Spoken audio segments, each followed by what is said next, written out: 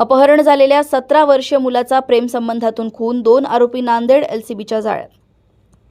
माननीय श्री अविनाश कुमार पोलीस अधीक्षक नांदेड व अपर पोलीस अधीक्षक श्री सूरज गुरव यांच्या मार्गदर्शनाखाली 28 ऑक्टोबर रोजी पोलीस उपनिरीक्षक साईनाथ पुयड, स्थानिक गुन्हे शाखा नांदेड व त्यांचे पथकातील अंमलदार हे प्रकरणाचे गांभीर्य लक्षात घेऊन कांडली परिसरात तळ ठोकून अहोरात्र अपहृत बालकाचा शोध घेत होते।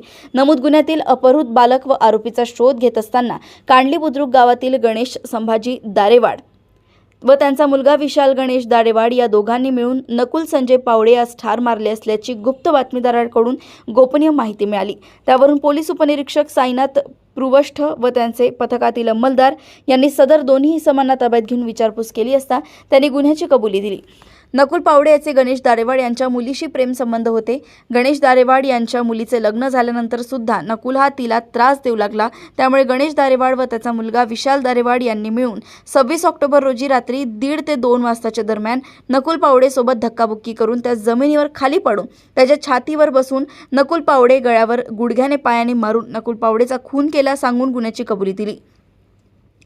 नमूद दोन्ही आरोपितांना ताब्यात घेऊन पुढील कारवाई कामी पोलीस स्टेशन तामसा येथे ताब्यात देण्यात आलं असून तामसा पोलीस स्टेशन येथील सपोनी श्री खेडकर यांच्या मार्गदर्शनाखाली पोलीस उपनिरीक्षक नरवटे हे सदर गुन्ह्याचा पुढील तपास करतायत। सदरचा गुन्हा 12 तासात उघड करून उल्लेखनीय कामगिरी करणारे अधिकारी व अंमलदार यांचे माननीय पोलीस अधीक्षक साहेब नांदेड यांनी कौतुक केले।